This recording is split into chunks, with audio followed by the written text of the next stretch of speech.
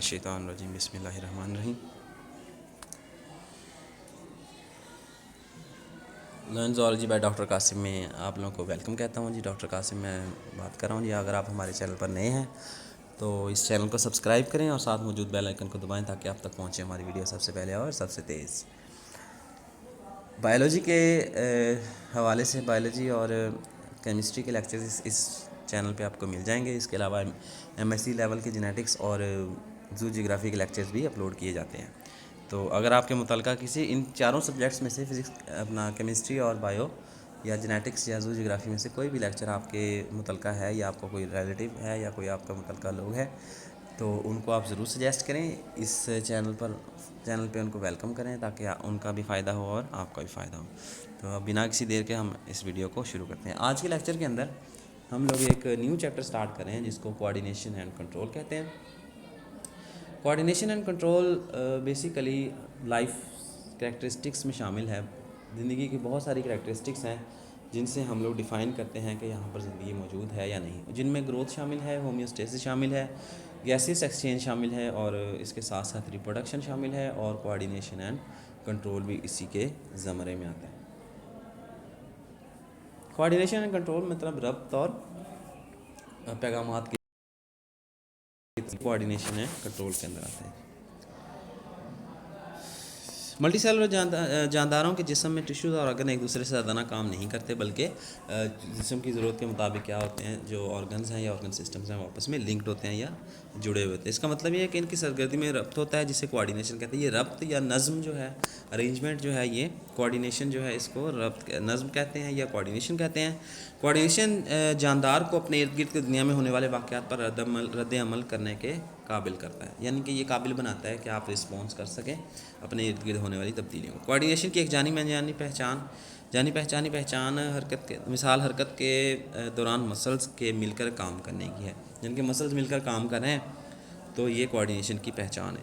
ये एक मिसाल है। जब एक लड़का गेंद पकड़ने के लिए भागता है तो बाजुओं, टांगों और कमर को हरकत देने के लिए सैकड़ों मसल जो है इस्तेमाल, यानी कि एक छोटी सी हरकत भी जो बज़ाहिर दिखने में छोटी सी हरकत है लेकिन उसमें भी बहुत ज़्यादा मसल्स का अमल दखल होता है।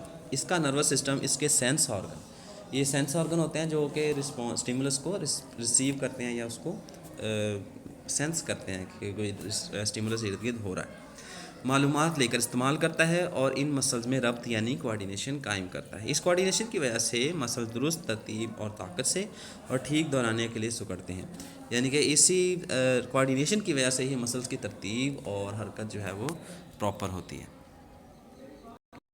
सिर्फ इसी की वजह से यही काम नहीं हो रहा होता बल्कि ऐसी सरगर्मियों कोऑर्डिनेशन की मज़ीद बहुत सी अक़साम होती हैं। सिर्फ ये मसल्स को ही कंट्रोल नहीं किया जा रहा था कोऑर्डिनेशन में, बल्कि कोऑर्डिनेशन के अंदर और भी बहुत सारे अक़साम जो हैं इस्तेमाल होती हैं। मिसाल के तौर पर सांस लेने और हार्ट बीट की रफ्तार मसलन सांस लेने और हार्ट बीट की रफ्तार, दोनों चीज़ों की, यानी कि सांस लेने की रफ्तार और हार्ट बीट दोनों को बढ़ा दिया जाता है ताकि ज़्यादा से ज़्यादा मेटाबॉलिज्म हो और ज़्यादा से ज़्यादा वेट भी यूज़ हो।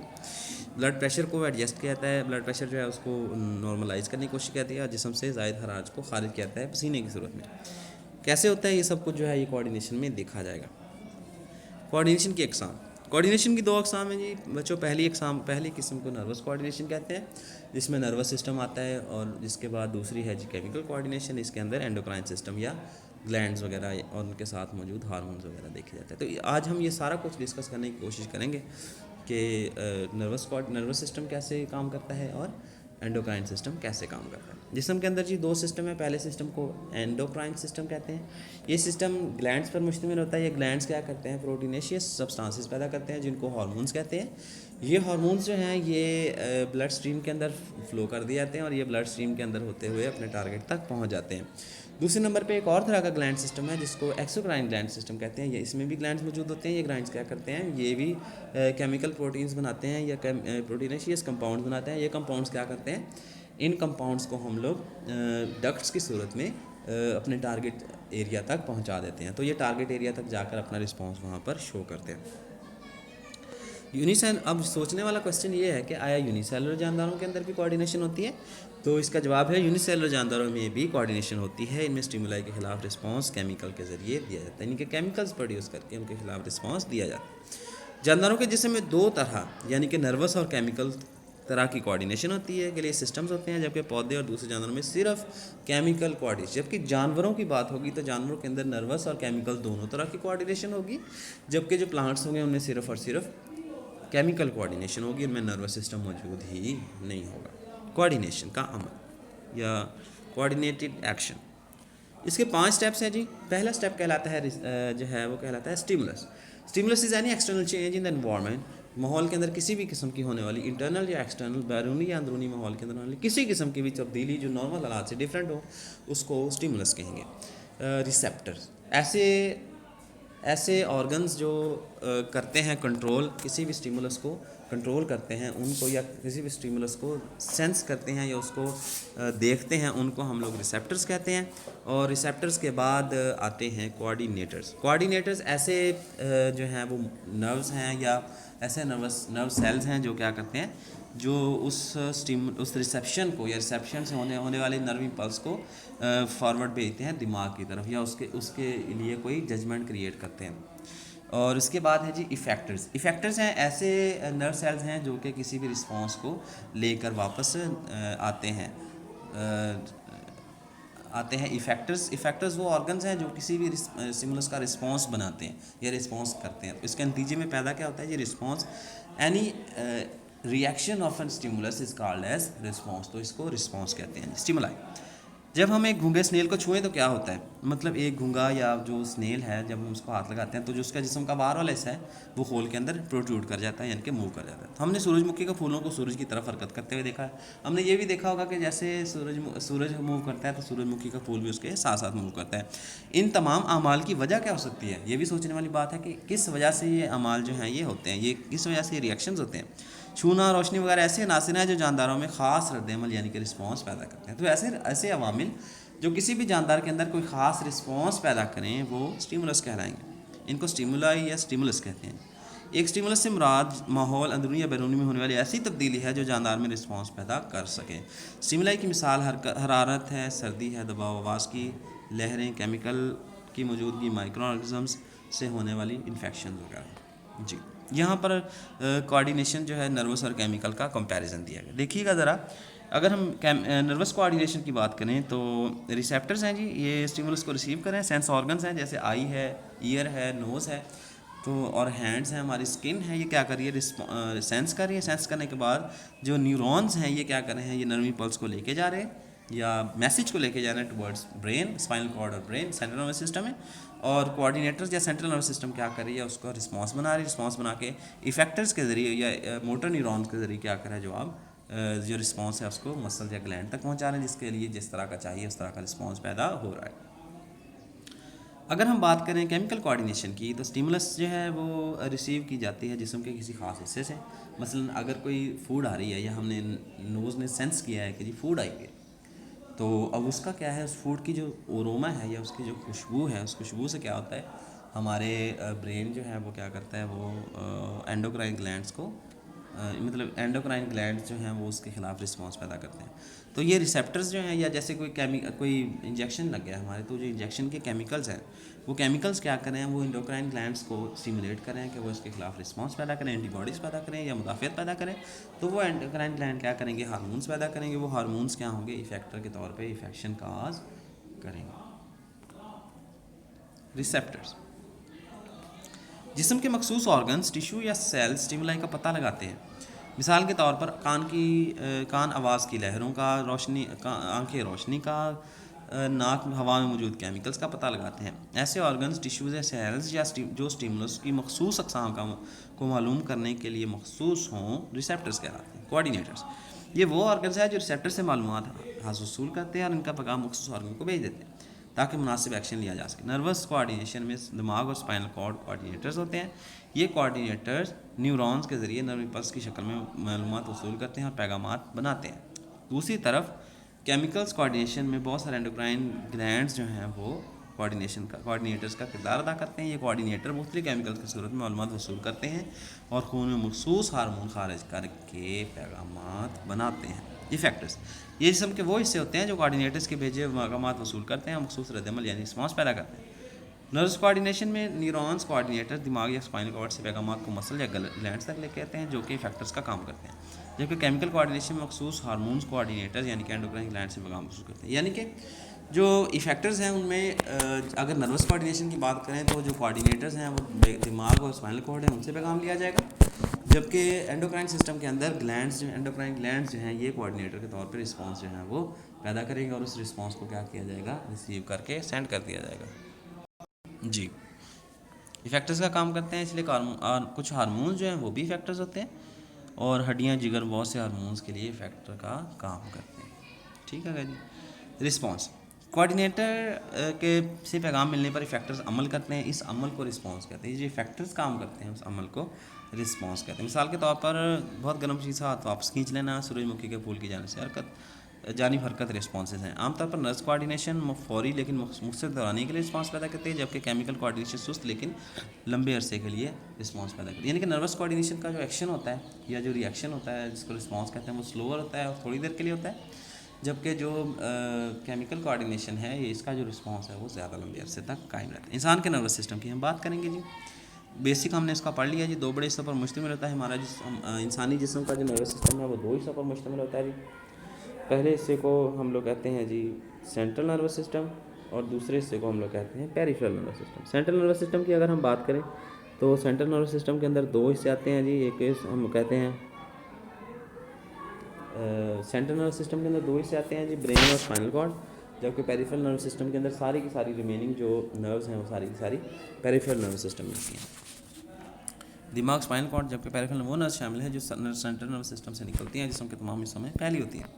नर्वस सिस्टम के ये तमाम अज्जा न्यूरॉन्स के बने होते हैं। सबसे पहले हमें न्यूरॉन का स्ट्रक्चर पता होना चाहिए। न्यूरॉन या नर्व सेल, नर्व सेल या न्यूरॉन नर्वस सिस्टम की इकाई है। इंसान का नर्वस सिस्टम बिलियंस यानी कि करोड़ों की तादाद में न्यूरॉन्स और उनके सपोर्टिंग सेल यानी कि न्यूरोग्लाइल सेल जो हैं ये न्यूरॉन्स की हिफाजत के लिए मौजूद होते हैं, क्योंकि न्यूरॉन्स जो हैं वो अगर एक बार ब्रेक डाउन हो जाए या उनकी एक बार कहीं से डैमेज हो जाए तो न्यूरॉन दोबारा रिपेयर नहीं हो सकता। ये जिस्म का एक ही ऐसा सेल है जो कभी भी रीजनरेट करके या रिपेयर करके अपने आप को प्रॉपर नहीं हो सकता। बाकी सारे के सारे सेल्स फॉर सम एक्सटेंट जो हैं वो अपने आप को रिपेयर कर सकते हैं, लेकिन सिर्फ ये वाले जो नर्वस सेल्स हैं ये अपने आप को रिपेयर नहीं कर सकते हैं, इस काबिल नहीं होते। इसलिए इनके लिए सपोर्टिंग सेल्स या न्यूरोग्लाइल सेल्स मौजूद होते हैं जो कि इनकी सपोर्ट करते हैं या इनकी प्रोटेक्शन करते हैं। न्यूरॉन्स ऐसे मखसूस सेल हैं जो रिसेप्टर से कोऑर्डिनेटर और कोऑर्डिनेटर से इफेक्टर तक नर्व इम्पल्स पहुँचाने के काबिल होते हैं, यानी कि नर्व इम्पल्स को पहुँचाएँगे। इस तरह वो एक दूसरे को और जिस्म के दूसरे तरह के सेल्स को भी पैगाम पहुंचाते हैं। तो न्यूरॉन्स जो हैं ये ऐसे सेल्स हैं जो पैगामात अपने जैसे सेल्स को ये जिस्म के दूसरे हिस्से के सेल्स को पैगामात पहुंचाते हैं। एक न्यूरॉन का न्यूक्लियस और ज़्यादातर साइटोप्लाज्म उसकी सेल बॉडी के अंदर। अब पूरे का पूरा जो है उसको न्यूरॉन, यहाँ पर एक स्ट्रक्चर बना होगा न्यूरॉन का, इसमें देखिए ये पूरे का पूरा एक सेल है। इस सेल के अंदर जो अपर पार्ट है इसको सेल बॉडी कहते हैं। सेल बॉडी के अंदर जो है वो न्यूक्लियस और सेल जो है साइटोप्लाज्म मौजूद है मोस्ट ऑफ द पार्ट, जबकि जो लॉन्ग डेंड्राइट है उसके अंदर क्या है एक्सटेंशन मौजूद है, जो एक्सटेंशन क्या करते हैं पैगामात को या तो सेल बॉडी की तरफ लाती हैं या सेल बॉडी से दूर लेके जाती हैं। बड़े हुए हिस्से या प्रोसेसेस निकलते हैं, इससे सेल बॉडी से तार की तरह के बड़े हुए हिस्से निकलते हैं। ये हिस्से जो है हमें डेंड्रॉइड्स और एक्सॉन्स कहलाते हैं। नर्व इम्पल्स को बॉडी सेल की तरफ ले जाते हैं, जबकि डेंड्रॉइड्स हैं वो क्या करते हैं सेल बॉडी की तरफ पैगाम लेके आते हैं, जबकि जो डेंड्रॉइड्स हैं वो क्या करते हैं, वो एक्सॉन्स हैं वो क्या करते हैं नर्व इम्पल्स को सेल बॉडी से दूर लेके जाते हैं। यानी कि अगर हम नर्व सेल की देखें गौर से तो ये जो छोटे छोटे धारियाँ सी नज़र आ रही हैं डेंड्रॉइड्स कहलाते हैं। ये क्या करेंगे, इनके ऊपर जो एरो नज़र आ रहा है इसको ज़रा देखिए, ये क्या कर रहे हैं, ये पैगाम को सेल बॉडी की तरफ लेके आ रहे हैं, जबकि ये जैसे जैसे मूव करता जा रहा है तो ये क्या हो रहा है एक्सॉन सेल से सेल बॉडी से दूर की तरफ लेके जा रहे हैं इसको। जी, श्वान सेल एक्सॉन्स के साथ बाकायदा फासलों पर मौजूद न्यूरोग्लाइल सेल्स। श्वान सेल्स जो हैं ये आपको दिख रहे हैं यहाँ पर, ये ऊपर येलो कलर के या ग्रीन कलर के जो बॉक्सेस से नज़र आ रहे हैं, ये नोड से नज़र आ रहे हैं। ये बॉक्सेस जो हैं ये माइलिन शीट कहलाते हैं। तो ये श्वान सेल्स कहलाते हैं। श्वान सेल्स जो हैं वह एक्सॉन के साथ बाकायदा फासलों में मौजूद मखसूस न्यूरोग्लाइल सेल्स। तो ये न्यूरोग्लाइल सेल क्या करेंगे, उस नर्व इम्पल्स की या उस एक्सॉन की प्रोटेक्शन करेंगे। श्वान सेल एक्सॉन के ऊपर एक चर्बी यानी कि फैटी तह बनाते हैं जिसको माइलिन शीट कहते हैं। शीट यानी कि तह बनाते हैं, इसको माइलिन शीट कहते हैं। एक्सॉन्स पर माइलिन शीट के लगे हिस्सों के दौरान कुछ मकामात जो हैं वो खाली होते हैं, उनको नोड ऑफ रेनवियर कहते हैं। माइलिन शीट गैर मुसल होती है यानी कि ये इंसुलेटर होती है, और ये नर्व इम्पल्स जो है ये इलेक्ट्रिक इम्पल्स की सूरत में या इलेक्ट्रिक करंट की सूरत में गुजरता है। तो ये इंसुलेटर क्या करता है, इस पैगाम को वेस्ट नहीं होने देता। इसलिए ऐसी मेम्ब्रेन जिस पर शीत का चढ़ाव होता है इससे नर्व पल्स नहीं गुजरती।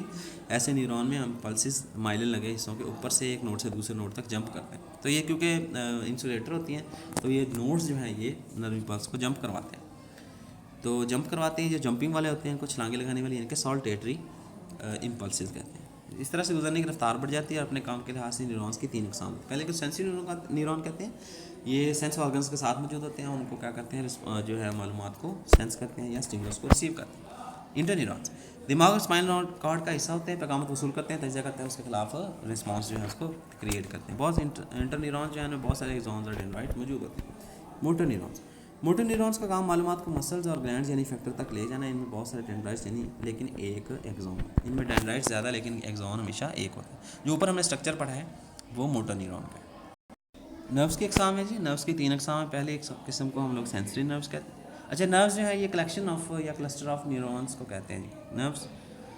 सेंसरी नर्व्स, इसमें सेंसरी न्यूरॉन्स के एक्सॉन्स होते हैं। दूसरे नंबर पे है जी मोटर न्यूरॉन। मोटर नर्व्स इसमें जो है वो सिर्फ मोटर न्यूरॉन्स के एक्सॉन्स होते हैं, इसमें सिर्फ एक्सॉन्स होते हैं नर्व्स में। और मिक्स न्यूरॉन के अंदर सेंसरी और मोटर दोनों के एक्सॉन्स होते हैं। दोनों के एक्सॉन्स जो है उनको मिक्स न्यूरॉन्स में कहते हैं। यानी कि सेंसरी में सिर्फ और सिर्फ सेंसरी न्यूरॉन्स होंगे, मोटर में सिर्फ और सिर्फ मोटर न्यूरॉन्स के एक्सॉन्स होंगे, सिरे होंगे, और मिक्स न्यूरॉन के अंदर दोनों के एक्सॉन्स होंगे। अच्छा, नर्वस सिस्टम की डिवीजन्स। नर्वस सिस्टम को 2 हिस्सों में तकसीम किया जाता है। यहाँ पर हम ह्यूमन नर्वस सिस्टम की बात कर रहे हैं तो ह्यूमन नर्वस सिस्टम के अंदर 2 हिस्से हैं जी। पहले नर्वस सिस्टम को सेंट्रल नर्वस सिस्टम कहते हैं और दूसरे नर्वस सिस्टम को पेरिफेरल नर्वस सिस्टम कहते हैं। सबसे पहले हम लोग सेंट्रल नर्वस सिस्टम की बात करें। सेंट्रल नर्वस सिस्टम को फर्दर 2 हिस्सों यानी कि ब्रेन और स्पाइनल कॉर्ड में डिवाइड किया जाता है। सबसे पहले हम बात करेंगे ब्रेन की।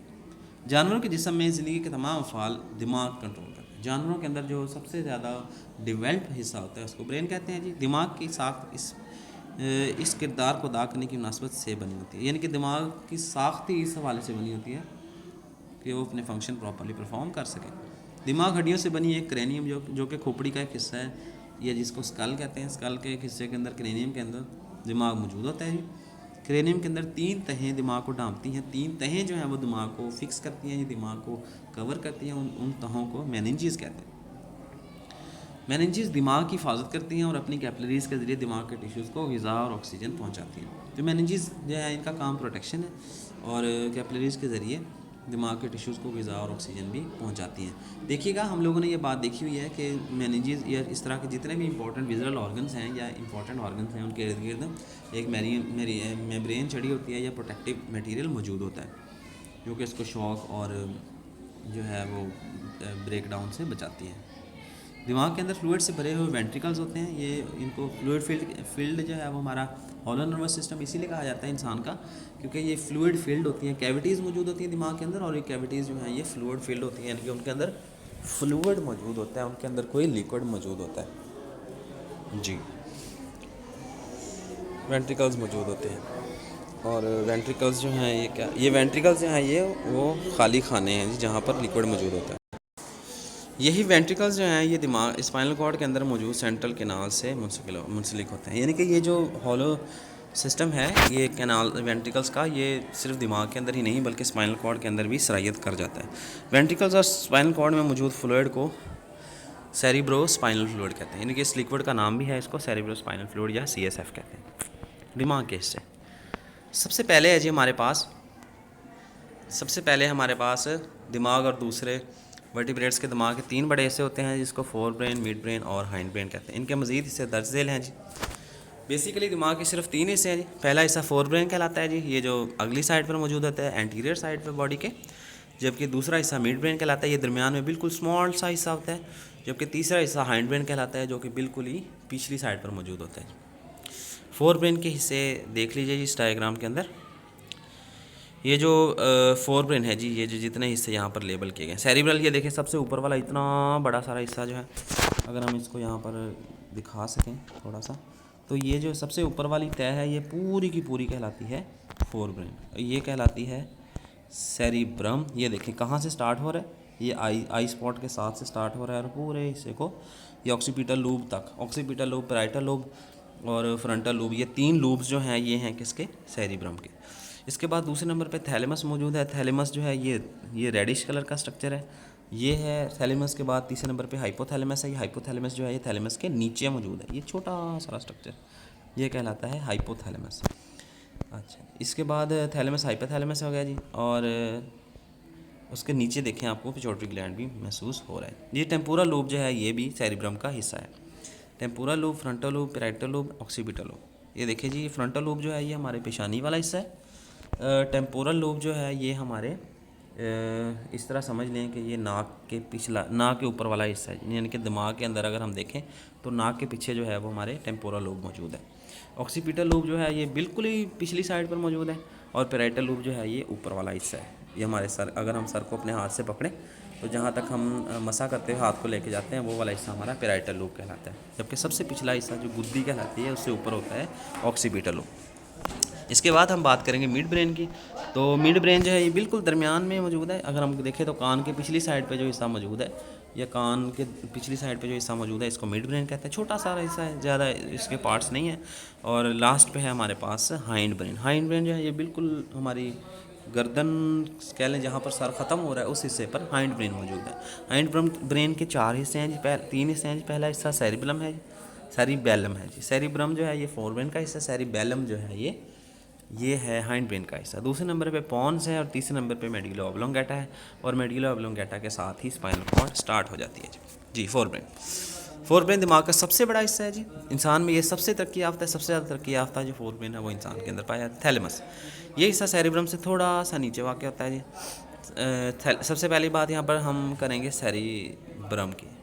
सेरिब्रम सबसे पहले समझ लें तो बाकी सारे समझ आ जाएंगे। सेरिब्रम सबसे बड़ा हिस्सा है जी। ये स्केलेटल मसल, सोचने, ज़हानत, जज्बात का कंट्रोल करता है। सबसे ज़्यादा डिवेल्प्ड पार्ट जो ब्रेन का है वो सेरिब्रम है। सेरिब्रल्स, इसके अंदर 2 हिस्से यानी कि सेरिब्रल हेमिस्फेयर्स होते हैं। ये अगर हम अपने सर के ऊपर 2 हाथ रखें, दोनों हथेलियाँ अपने सर के ऊपर रखें तो ये हमारे सेरिब्रम के हेमिस्फेयर्स को कवर कर लेंगे। तो जो राइट हैंड होगा हमारा, ये हमारा राइट हेमिस्फेयर होगा। जो लेफ़्ट पार्ट होगा वो लेफ़्ट हेमिस्फेयर कहलाएगा। सेरिब्रल हेमिस्फेयर्स के अगले हिस्से पे तो बिल्कुल यानी कि जो है इसका फ्रंटल लोब, वहाँ पर ऑल्फैक्टरी बल्ब्स पाए जाते हैं। ऑल्फैक्शन जो है ये ऑल्फैक्टरी यानी कि नाक के मसल्स, यानी कि नाक के पिछली साइड पे ये मौजूद होगा। और ये क्या करेगा, नाक के इम्पल्सेस को रिसीव करेगा। सेरिब्रल हेमिस्फेयर की बालाई तय यानी कि ऊपर वाली तय जो है वो सेरिब्रल कॉर्टेक्स कहलाती है। इसमें ग्रे मैटर मौजूद होता है। ग्रे मैटर से मुराद नर्वस सिस्टम का ऐसा मवाद है जो कि जो सेल बॉडीज़ और माइलिन के बगैर एक्सोन्स में होते हैं। ग्रे मैटर के अंदर एक्सोन्स वगैरह नहीं होते और ये ज़्यादा जो है वो रिस्पॉन्स करने वाला हिस्सा होता है। निचली तय जो है ये वाइट मैटर से बनी होती है। वाइट मैटर जो है नर्वस सिस्टम का ऐसा मवाद है जो माइलिन लगे एक्सोन्स पर मुश्तमिल है। निचली तय जो है वो वाइट मैटर पर मुश्तमिल होती है। अच्छा, ये 4 लोब्स हैं और उनके फंक्शन यहाँ पर दिए गए। सबसे पहले फ्रंटल लोब या सामने वाले लोब को, इसके जो है वो स्केलेटल मसल्स, बोलने वगैरह के, यानी कि ये ज़ुबान और यहाँ पर जो हिस्सा है ना बिल्कुल पीछे, ये हमारे फेस के बिल्कुल ऊपर वाली साइड पे, और ये वाला हिस्सा फ्रंटल लोब कहलाता है। पैराइटल लोब जिल्द से मसूल होने वाले, पैराइटल जो है वो यहाँ पर मौजूद है जहाँ पर ये जुड़ रही है, जाके हमारा जबड़ा जुड़ रहा है। ऑक्सीपिटल जो है ये बसरी मालूमात करते हैं, इसीलिए हमारी आंखों पे बिल्कुल बैक साइड पे है। और टेम्पोरल लोब जो है ये सुनने और सूंघने का काम करता है। टेम्पोरल लोब जो है ये बिल्कुल ही पिछली साइड हमारी, ये इधर है कानों के बिल्कुल दरमियान में जी। और यहाँ पर है हमारे पास दूसरा ऑर्गन, इसको दूसरा हिस्सा फोरब्रेन का, उसको कहते हैं थैलेमस। ये हिस्सा सेरिब्रम से नीचे, सेरिब्रम जहाँ पर पूरा हो रहा है, यहाँ पर देखिएगा सेरिब्रम जहाँ पर पूरा हो रहा है उसके निचला हिस्सा जो है ये थैलेमस कहलाता है। ये दिमाग और स्पाइनल कॉर्ड के मुख्तलिफ हिस्सों के दरमियान रब्त कायम करता है, यानी कि स्पाइनल कॉर्ड और दिमाग का रब्ता थैलेमस करवाता है। ये सेरिब्रम की जानिब तरफ जाने वाली सेंसरी नर्व इम्पल्स सिवाय नाक से वसूल, क्योंकि नाक वाली जो है वो सेरिब्रम में जाती है। उसके अलावा बाकी सारी की सारी जितनी हमारी फेशियल नर्वल इम्पल्सेस हैं या सेंसेस हैं, उन सेंसेस का रिस्पॉन्स थैलेमस बनाता है। थैलेमस दर्द के एहसास और सोने और जागने का की हिस्स का भी जिम्मेदार थैलेमस है। नेक्स्ट है हमारे पास हाइपोथैलेमस। ये हिस्सा मिड ब्रेन से ऊपर और थैलेमस से नीचे वाक़ होता है। मिड ब्रेन और थैलेमस के दरमियान में हाइपोथैलेमस वाक़ होता है। ये इंसान में इसका साइज़ तकरीबन बादाम के बराबर होता है, छोटा सा ऑर्गन है जी। और इसके अहम हिस्सों में नर्वस सिस्टम और कॉन्डोक्राइन के दरमियान ताल्लुक़ बनाना है जी। और ये पिट्यूटरी ग्लैंड की सेक्रेशंस को भी कंट्रोल करता है। पिट्यूटरी ग्लैंड की सेक्रेशंस आगे हम लोग पढ़ेंगे। हाइपोथैलेमस गुस्सा, दर्द, खुशी और गम जैसे एहसासात को भी कंट्रोल करता है। ये काम भी हाइपोथैलेमस के हैं जी। सेरिब्रम की गहराई में मौजूद एक साथ हिप्पोकैम्पस कहलाती है। ये हिप्पोकैम्पस जो है ये नई यादाश्त बनाने के काम होता है। हिप्पोकैम्पस ख़राब होने पर बातें याद नहीं रहती, लेकिन इसके ख़राब होने से पहले की बातें याद रहती। अगर हिप्पोकैम्पस मतलब किसी वजह से ख़राब हो जाए तो अब हम नई बातें याद नहीं कर सकते, लेकिन पुरानी बातें हम लोगों के जहन में रहेंगी जी। ये एहसासात वगैरह जो हैं उनको कंट्रोल करता है हाइपोथैलेमस जी। नेक्स्ट है हमारे पास मिड ब्रेन। मिड ब्रेन छोटा सा हिस्सा है जी। ये हिस्सा हाइंड ब्रेन और फोर ब्रेन के दरमियान मौजूद होता है और इन दोनों के दरमियान राब्ता कायम करता है। ये हिस्सा सेंसिटिव मालूमात वसूल करता है और इन्हें फोर ब्रेन के मुतल्लिका हिस्सों में भेज देता है। मिड ब्रेन समात के चंद फौरी रद्द अमल यानी कि रिफ्लेक्सेस और जिस्म को मजमूई पोजीशन, जिस्म की पोस्चर या पोजीशन को ये कंट्रोल करता है और कुछ जो फौरी रिफ्लेक्सेस हैं उनको कंट्रोल करता है। उन रिफ्लेक्सेस को मिड ब्रेन कंट्रोल, दो ही काम है जिसके, तीन काम है जी। बेसिकली रब्त कायम करता है जी मिड ब्रेन और हाइंड ब्रेन के दरमियान, फोर ब्रेन और हाइंड ब्रेन के दरमियान रब्त कायम करता है, कुछ रिफ्लेक्सेस के यानी कि फौरी रद्द अमल देता है और तीसरे नंबर पे पोस्चर या बॉडी का पोजीशन कायम करता है यानी कि उसको कंट्रोल करता है, मेंटेन करता है। हाइंड ब्रेन पिछला हिस्सा जो है दिमाग का वो तीन हिस्सों पर मुश्तमिल है जी। Medulla oblongata, medulla oblongata spinal cord के ऊपर मौजूद है। ये सांस लेने, ब्रीदिंग, दिल की धड़कन की रफ्तार और ब्लड प्रेशर को कंट्रोल करता है। इसके अलावा ये बहुत सारे रिफ्लेक्सेस मसलन कै, खांसी, छींक वगैरह को भी कंट्रोल करता है। जो मालूमात स्पाइनल कॉर्ड और दिमाग के बखियासों के दरमियान गुजरती है मेडुला ऑब्लंगेटा से ही होकर गुजरती है। जितनी मालूमात दिमाग पूरे बॉडी को देता है वो सारी की सारी मेडुला ऑब्लंगेटा से होकर गुजरती है। सेरिबेलम ये हिस्सा मेडुला से पीछे है और मसल्स की हरकत में रब्त और हम आहंगी पैदा करते हैं। जो हमारी वॉलेंट्री मसल्स हैं जिनको स्केलेटल मसल्स कहते हैं, जिनको हम कंट्रोल कर सकते हैं, तो उनका रब्त जो है यहाँ आहंगी कोऑर्डिनेशन जो है वो सेरिबेलम के ज़िम्मे। पॉन्स ये मेडुला के ऊपर मौजूद होता है जी। इसका काम सांस को कंट्रोल करने में मेडुला की मदद करना, यानी कि जो इनवॉलेंट्री फंक्शन है या उसमें ये अमल करता है पॉन्स। सेरिबेलम और स्पाइनल कॉर्ड के दरमियान राब्ता भी, यानी कि सेरिबेलम और स्पाइनल कॉर्ड के दरमियान राब्ता भी पॉन्स करवाता है। स्पाइनल कॉर्ड दरअसल नर्व्स का नालीनुमा बंडल है, स्पाइनल कॉर्ड कहलाता है। इसका आगाज़ ब्रेन स्टेम से होता है। ब्रेन स्टेम वो हिस्सा है जो कि ब्रेन को स्पाइनल कॉर्ड से जोड़ता है। ये कमर के निचले हिस्से तक जाता है जहाँ पर कॉक्सल बोन या टेल बोन मौजूद होती है। दिमाग की तरह स्पाइनल कॉर्ड पर भी मेनिंजेस का यानी कि प्रोटेक्शन का गिलाफ मौजूद होता है। वर्टिब्रल कॉलम स्पाइनल कॉर्ड के गिर्द मौजूद है और उसकी यानी कि जो हमारी रीढ़ की हड्डी है, इसकी जो वर्टिब्रीज हैं, ये क्या करते हैं, स्पाइनल कॉर्ड की हिफाजत करते हैं। स्पाइनल कॉर्ड मेडुला ऑब्लंगेटा का एक तसलसल होते हैं, यानी कि पॉन्स और मेडुला ऑब्लंगेटा और स्पाइनल कॉर्ड को कहीं डिफ्रेंशिएट नहीं किया जा सकता कि कौन सा हिस्सा स्पाइनल कॉर्ड है, कहाँ पर मेडुला ऑब्लंगेटा। स्पाइनल कॉर्ड तकरीबन 40 सेंटीमीटर लंबी होती है और इस लंबाई के ज़्यादातर हिस्सा में स्पाइनल कॉर्ड की चौड़ाई आपके अंगूठे जितनी, यानी कि ये जितना हमारा अंगूठा है इसी मतलब इतनी चौड़ाई की होती है, इससे ज़्यादा चौड़ाई की नहीं। ये जी पार्ट्स हैं जी स्पाइनल कॉर्ड के। ज़रा देखिएगा, ये रूट्स हैं जिसके ज़रिए पैगाम आते हैं और दरमियान में इसके ग्रे मैटर मौजूद है और उसके बाहर वाइट मैटर मौजूद है। ग्रे मैटर जो है ये श्वान सेल्स के बगैर या माइलिन शीट के बगैर सेल्स हैं, एक्सोन्स हैं, सेल बॉडीज़ हैं, जबकि जो वाइट मैटर है इसके अंदर एक्सोन्स वाले न्यूरॉन्स पाए जाते हैं। स्पाइनल कॉर्ड का बैरूनी हिस्सा वाइट मैटर का बना होता है। वाइट मैटर माइलिन लगे एक्सोन्स रखता है। स्पाइनल कॉर्ड का मरकज़ी हिस्सा तितली शक्ल का होता है, ये सेंट्रल किनार की गिन मौजूद होती है। मरकज़ी हिस्सा ग्रे मैटर का बना होता है। ग्रे मैटर में न्यूरॉन्स की सेल बॉडीज़ होती हैं, जबकि वाइट मैटर के अंदर सिर्फ एक्सोन्स या डेंड्राइट्स होते हैं। स्पाइनल कॉर्ड की लंबाई से स्पाइनल कॉर्ड के 31 जोड़े निकलते हैं। 31 जोड़े निकलते हैं। ये तमाम मिक्स नर्व्स हैं क्योंकि हर एक में एक सेंसर और मोटर न्यूरॉन के एक्सोन्स होते हैं। ये क्या करते हैं, ये पैगामात भेजते भी हैं और रिसीव भी करते हैं। हर स्पाइनल नर्व दो रूट्स निकलती हैं। दोनों रूट्स मिलकर एक मिक्स्ड नर्व स्पाइनल नर्व बना देती हैं। डॉर्सल नर्व जो हैं यानी कि निचली साइड वाले नर्व जो हैं सेंसरी एक्सोन्स एक गैंग्लियन पर मुश्तमिल होता है जिसमें सेल बॉडीज़ होती हैं। वेंट्रल रूट जो हैं उसमें मोटर न्यूरॉन के एक्सोन्स होते हैं। स्पाइनल कॉर्ड के दो अहम काम हैं जी। ये जिस्म के हिस्सों और दिमाग के दरमियान राब्ता कायम करता है और दूसरे नंबर पे कोऑर्डिनेटर का काम करता है और सादा रिफ्लेक्सेस जो हैं उनके एक्शन पैदा करते हैं। Peripheral nervous system PNS nerves और गैंग्लियंस पर मुश्तमिल होता है जी। गैंग्लिया सेंट्रल नर्व सिस्टम से बाहर मौजूद न्यूरॉन्स की सेल बॉडी यानी कि गुच्छे हैं। दिमाग और स्पाइनल कॉर्ड से नर्व्स निकलती हैं या वहाँ तक पहुँचती हैं, इसलिए इन्हें क्रैनियल स्पाइनल नर्व्स कहते हैं। अच्छा अब पेरिफेरल नर्वस सिस्टम की बात करें तो सेंट्रल नर्वस सिस्टम की अगर हम बात करें तो सर और धड़ के दरमियानी हिस्सा जो है ये सारा सेंट्रल नर्वस सिस्टम कहलाता है। और इसके अलावा जितनी भी नर्व्स मौजूद हैं या न्यूरॉन्स मौजूद हैं वो पेरिफेरल नर्वस सिस्टम का हिस्सा हैं। तो सबसे पहले अगर हम सर की बात करें तो दिमाग के इर्द गिर्द जितनी नर्व्स मौजूद हैं या न्यूरॉन्स मौजूद हैं वो सारे के सारे क्रेनियल और स्पाइनल नर्व्स कहलाती हैं। इंसान में 12 नर्व्स जोड़े हैं जी। नर्व्स के जोड़े 12 हैं जी क्रेनियल नर्व्स के, और स्पाइनल नर्व्स के 31 जोड़े हैं। 31 जोड़े स्पाइनल नर्व के जो हम स्पाइनल कॉर्ड के अलोंग जाते हैं, स्पाइनल कॉर्ड के साथ साथ रहते हैं, जबकि क्रेनियल नर्व्स के जो जोड़े हैं वो क्रेनियम के या ब्रेन के आस पास मौजूद होते हैं। क्रेनियल नर्व्स में चंद सेंसरी न्यूरॉन, चंद मोटर, चंद मिक्स्ड हैं। दूसरी तरफ स्पाइनल कॉर्ड में तमाम के तमाम जो है वो मिक्स न्यूरॉन, जिनके क्रेनियल नर्व के अंदर तीनों किस्म के न्यूरॉन्स मौजूद होते हैं, जबकि अगर हम बात करें स्पाइनल नर्व की, तो स्पाइनल नर्व के अंदर सिर्फ और सिर्फ एक ही किस्म के यानी कि मिक्स्ड नर्व्स मौजूद होते हैं। क्रैनियल और स्पाइनल नर्व्स दो रास्ते यानी कि पाथवेज बनाती हैं, जो यानी कि सेंसरी रास्ता जो कि रिसेप्टर से सेंट्रल नर्वस सिस्टम की तरफ लेके जाती हैं, और दूसरा इफेक्टर यानी कि दूसरा रास्ता जो है वो इफेक्टर है, वो क्या करता है इफेक्टर्स तक नर्व इम्पल्स का जवाब बना के लेके आता है। मोटर रास्ता जो है वो दो सिस्टम बनाता है। अगर हम मोटर पाथवे की बात करें तो मोटर पाथवे जो है ये सेंसरी पाथवे था पहला, और दूसरा जो है वो मोटर पाथवे था जिसमें जवाब आता है। अब मोटर पाथवे दो रास्ते बनाता है। पहला रास्ता जो है वो सोमैटिक नर्वस सिस्टम कहलाता है। ये शऊरी और इरादी वॉलेंट्री फंक्शंस को जो है वो कंट्रोल करता है। इसमें वो तमाम न्यूरॉन शामिल हैं जो सेंट्रल नर्वस सिस्टम से इम्पल्स को स्केलेटल मसल्स तक लेके आती है। स्केलेटल मसल्स तक लेके जाने वाली सारी की सारी नर्व्स जो हैं वो कहलाती हैं somatic nervous system, autonomic nervous system. ये ऐसे सरगर्मी का जिम्मेदार है जो हमारे शऊर के कंट्रोल में नहीं होती। इसमें ऐसे मोटर न्यूरॉन शामिल हैं जो कार्डियक मसल्स, स्मूथ मसल्स और ग्लैंड्स तक इम्पल्स पहुंचाते हैं। एटोनॉमिक नर्वस सिस्टम मजीद दो सिस्टम यानी कि सिंपैथेटिक और पैरासिम्पैथेटिक सिस्टम बनाते हैं।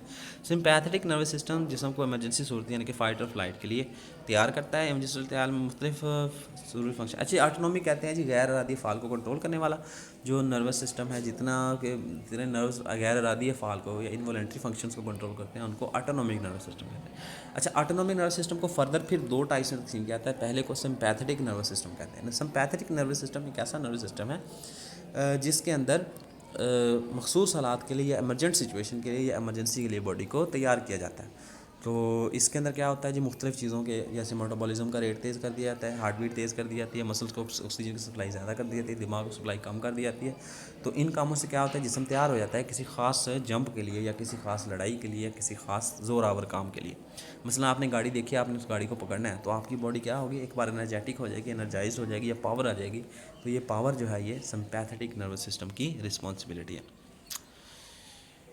जैसे देखें पीपल के साइज़ को बढ़ा देता है ताकि आपको चीज़ें नज़र आ सकें, धड़कन, दिल की धड़कन और सांस लेने की रफ्तार बढ़ जाती है ताकि आपको ज़्यादा से ज़्यादा ऑक्सीजन मिले, और डिसीजन के अमल को रोक दिया जाता है ताकि उस तरफ की बजाय जो है वो मसल्स की यूजेज जो है वो ज़्यादा हो जाए। जब तनाव या टेंशन ना हो या कम हो जाए तो फिर क्या हो जाता है, इस पैरासिम्पैथेटिक नर्वस सिस्टम को ऑन करके सिम्पैथेटिक के सारे एक्शंस को कैंसिल कर दिया जाता है या नॉर्मलाइज कर दिया जाता है। ज़रा ये कार्ड देखिएगा, स्पाइनल कॉर्ड है, दिमाग और स्पाइनल कॉर्ड है जी। इनमें जो है वो दो तरह के सेंट्रल नर्वस सिस्टम कहलाते हैं जी।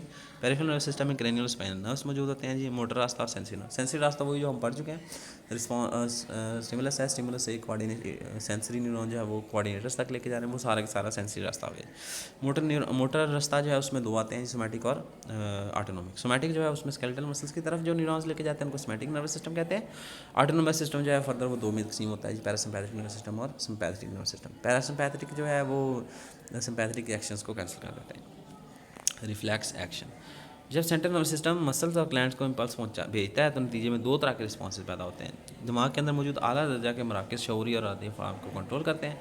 जब इम्पल्स को दिमाग के आला दर्जे तक मराकज़ तक नहीं पहुँचाया जाता तो ऐसे रिस्पॉन्सेज पैदा होते हैं जिन पर शऊर का कोई कंट्रोल नहीं होता। दो तरह के हैं जी रिस्पॉन्सेज, कोई भी स्टिमुलस जो दिमाग तक लेके जाते हैं, या तो उसके मेन हिस्से जैसे सेरिब्रम है, फोर ब्रेन है, उस तक पैगाम को या तो पहुँचाया जाता है और उसके मुताबिक फैसले किए जाते हैं कि हमने ये काम करना है या नहीं करना। मसलन आपने किसी यूनिवर्सिटी में या किसी इदारे में एडमिशन लेना है या नहीं लेना है, तो इसमें आप दूसरों से मशवरे करते हैं और आपका अपना दिमाग जो है वो भी एक ख़ास फैसला बनाता है। आपने उठ के ये काम करना है या नहीं करना है, इसके अंदर भी आपका दिमाग जो है वो रोल प्ले करता है। मसलन आप सुबह उठे हैं, नमाज़ पढ़नी है या नहीं पढ़नी है, तो ये आपके दिमाग का फैसला है। इसमें आपका मेन पार्ट जो है दिमाग का वो हिस्सा नहीं रहा है।